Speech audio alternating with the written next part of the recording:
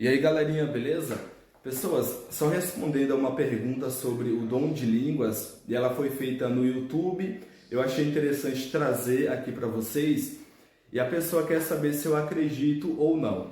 Primeiro a gente precisa fazer uma distinção entre aquilo que eu acredito, que é o dom de línguas, aquilo que você acredita e aquilo que a Bíblia diz. Geralmente, tem uma galera muito grande que acha que o dom de línguas é você estar em uma igreja e você falar coisas que nem você entende.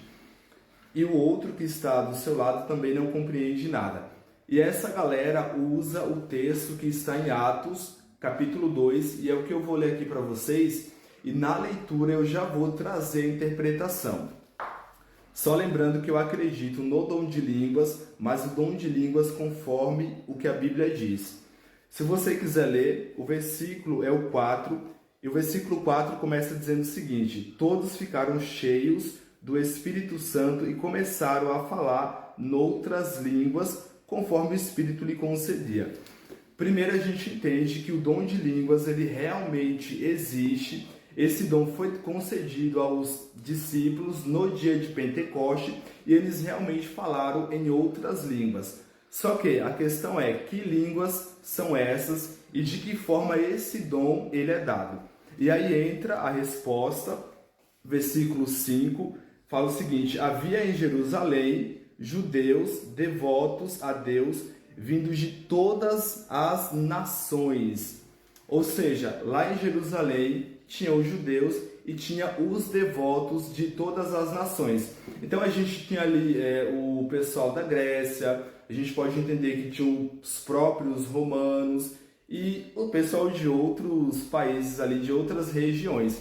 E essas pessoas, elas não falavam a mesma língua que os discípulos. Ou seja, quando os discípulos eles foram pregar, se eles pregassem na língua deles, esse pessoal não iria compreender. Então vem o Espírito Santo e dá esse dom de línguas e os discípulos eles pregam na língua deles e as pessoas entendem na língua delas.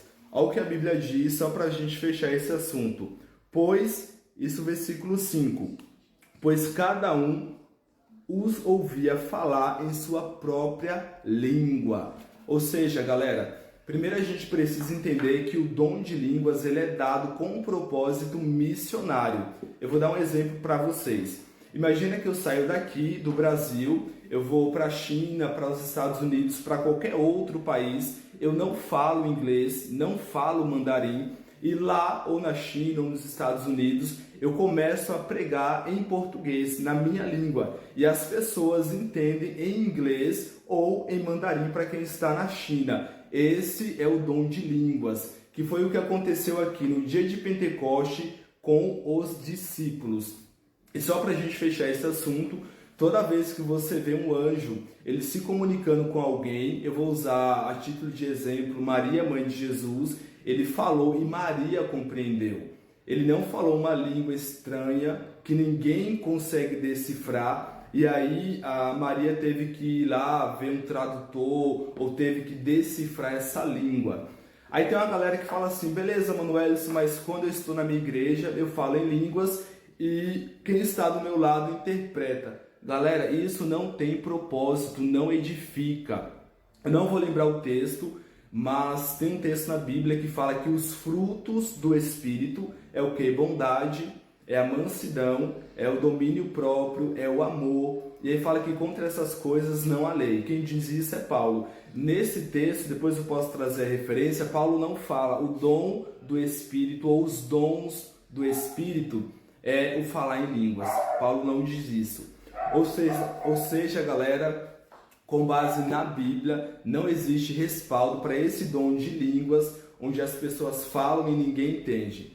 No meu entendimento, ou a pessoa está num estado de perturbação psíquica, ou ela está, de certa forma, com uma manifestação que não provém do Espírito Santo de Deus. Acho que eu respondo a pergunta. E galera, a partir de hoje os vídeos vai ser nessa pegada, tá?